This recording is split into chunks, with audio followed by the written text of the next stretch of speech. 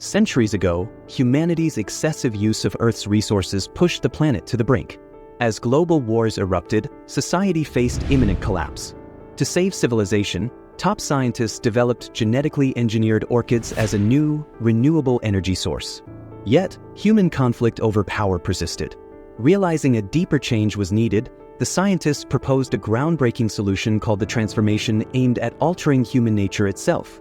At 16, individuals underwent a procedure to become their ideal selves, known as Pretties, living in harmony within the city, free from past conflicts.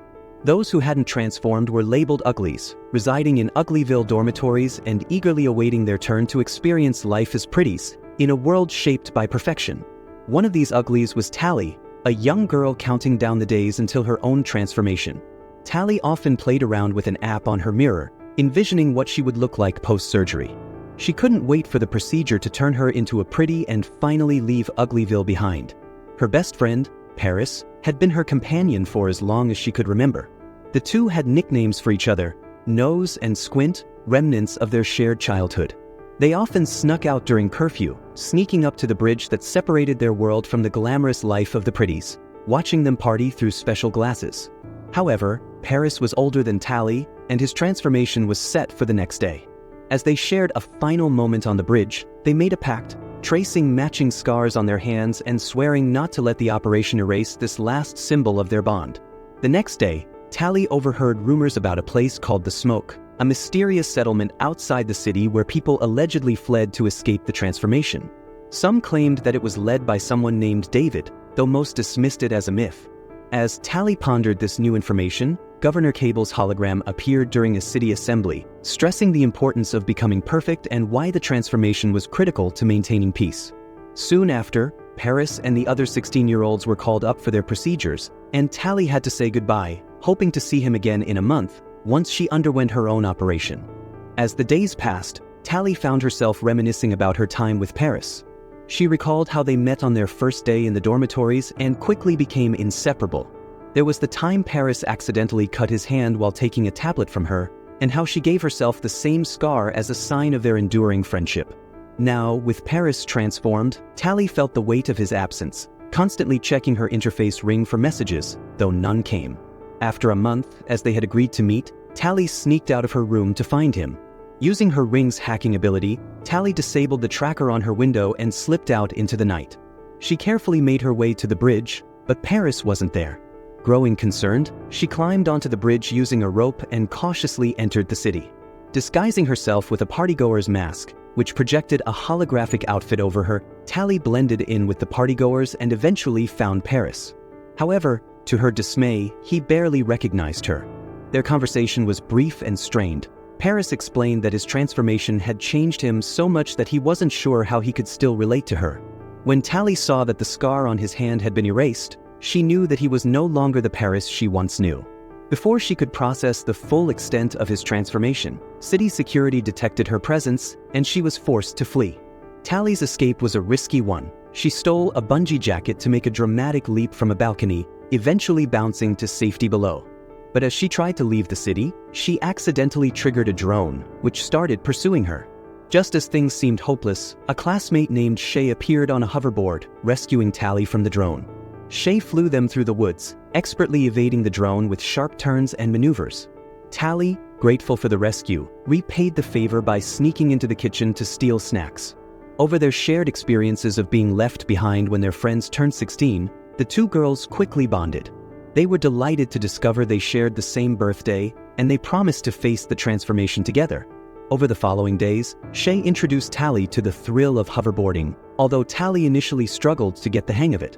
At school, Tally noticed Shay reading a forbidden book, a relic from the past describing survival in nature. Intrigued, Tally borrowed the book and, despite her ongoing excitement about the upcoming transformation, couldn't shake her growing curiosity about the smoke. Shay, however, seemed ambivalent about the procedure. Unlike Tally, she wasn't eager to become a pretty, and she expressed a deepening interest in the idea of freedom beyond the city's boundaries. One day, Shay took Tally on a journey into the outskirts of the city, crossing the river on their hoverboards. They eventually arrived at the ruins of an old city. It was here that Shay revealed the truth. The smoke was real, and David, its mysterious leader, was coming to take her there that night. Shay wanted Tally to join her, to abandon the idea of becoming pretty and embrace a life of freedom. But Tally couldn't imagine giving up the future she had always dreamed of. She declined Shay's offer, though Shay left her with directions to the smoke in case she ever changed her mind. The next day, Tally arrived at the clinic for her long-awaited surgery. But instead of being called for the procedure, she was taken by a guard to meet with Dr. Cable. Cable informed Tally that Shay had run away to the smoke, and she needed Tally's help to track her down. At first, Tally denied knowing anything, but Cable was relentless, even using advanced technology to monitor her vitals, proving that she was lying. Cable warned that Shay was in danger, manipulated by David, and that the smoke posed a threat to the city. Reluctantly, Tally agreed to help, knowing that her own transformation was on the line. Equipped with a tracking device disguised as a necklace, Tally set off on her mission to infiltrate the smoke. Following Shay's directions, she navigated through the ruins of the old world, surviving in the wilderness as described in the book she had read. Along the way, she began to see nature in a new light, appreciating its beauty and complexity for the first time. Eventually, Tally reached the smoke, where she reunited with Shay. Although overjoyed to see her friend again, Shay remained unaware of Tally's true mission. As Tally integrated into the community, she learned that the smoke's inhabitants were not mindlessly rebelling but were living a life free from the artificial perfection of the city. Over time, Tally's convictions began to waver as she grappled with the truth about the society she had grown up in and the price of becoming pretty. In one of their journeys outside their hideout, they were attacked by scouts from the city authorities. Tally and her new companions from the smoke face immense danger as they try to flee from the scouts. Shay falls from the helicopter and Tally searches desperately for Shay amidst the burning forest. She finally finds her and quickly grabs the rope of the helicopter as they manage to escape, fleeing just as a scout leaps toward them. After the harrowing escape, the group lands safely, but suspicions grow among the smoke members. Croy, one of the rebels, accuses Tally of being the reason they were found, but Shay defends her. David, the leader of the smoke, decides that Tally's bravery in risking her life to save Shay shows she is worth giving a second chance. That night, as the group camps, Tally is restless, haunted by the memory of Dr. Cable who manipulated her into infiltrating the smoke. She takes a walk and accidentally stumbles upon David bathing in the river. Embarrassed, she retreats to the tent without saying anything. The next day, Tally is blindfolded and taken to the heart of the smoke, which she found to be a thriving, self-sustaining community hidden deep within nature. Life there is harder than in the city, but it has its rewards. Tally realizes how much more satisfying food is when it's grown with one's own effort. The smoke community operates without money, resources are shared or traded, and every person, no matter their age, contributes to the work. Most importantly, Tally learns that everyone in the smoke is there by choice. As Tally settles into life in the smoke, she learns new skills like using tools and helping to recycle old train tracks. She also experiences simple pleasures like spicy food and dancing around the fire with the community. During this time, David begins to teach Tally how to use a hunting crossbow, and the two of them bond. He tells her that he was born and raised outside the city, never having lived under its rule. This shocks Tally, as her relationship with her own parents was distant compared to David's upbringing. Their connection deepens, and David gives her a pair of handmade gloves, which is a significant gesture in the smoke.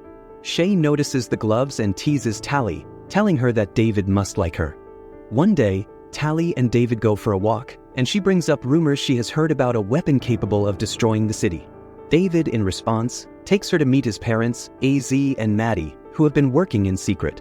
They reveal that they were once cosmetic surgeons in the city who became suspicious of the operations they performed. They discovered that the procedures to make people pretty not only altered their physical appearance but also affected their brains, making them docile and easily controlled by the government. When AZ and Maddie attempted to expose the truth, Dr. Cable and the authorities stole their research and tried to silence them. They fled to the wilderness, where they now live, growing old naturally. AZ and Maddie have been working on developing a cure for the brain-altering effects of the pretty surgery, but they are missing a key synthetic component. This serum, which they have yet to perfect, is the so-called weapons David mentioned. After hearing this, Tally realizes the enormity of the city's control over its citizens. She decides to stay with the smoke and throws away the tracker necklace Dr. Cable gave her, choosing to cut ties with the city. Tally confesses to David that she was sent by the city to betray them, but David forgives her, acknowledging that she's changed, and they share a kiss. However, the moment of peace doesn't last. The next morning, city aircraft arrive, attacking the smoke. Chaos ensues as scouts chase after the rebels.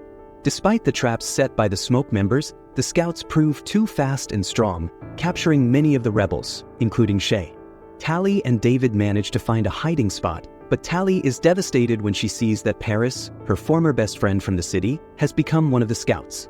Dr. Cable arrives and orders Paris to kill AZ when David's parents refuse to cooperate. David and Tally try to intervene, but they are too late to save AZ. As Dr. Cable reveals that Tally has been working for her all along, the smoke members turn against her. During the confusion, Maddie manages to slip the unfinished serum into David's pocket. Dr. Cable announces that all of the captured smoke members will be taken to the city to undergo the Pretty operation.